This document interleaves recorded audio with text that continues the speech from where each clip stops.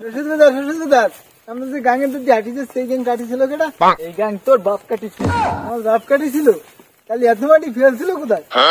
এই মাটি সব খাইছি আমি। এই মাটি আপনি খাইছেন?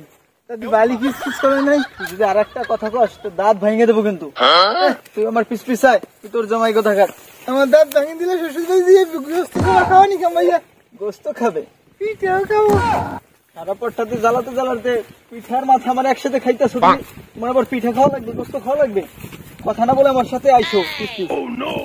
শ্বশুর এটা কথা গো? কি কথা? শ্বশুর আপনি বিয়ে করেছেন?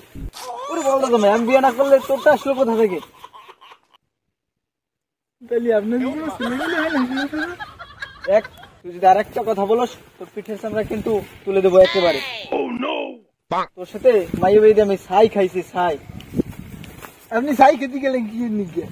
আমার কাছে বললেই তো 10 কেজি চাল পাঠাই দিতাম। ওরে বলটা পাগলা জামাই রে, কি যে করি। আপনি আমাদের পাগলা জামাই কর। আপনার মেয়ে যে আমাদের ফকির বানা হয়েছে সেইটা দেখেন না।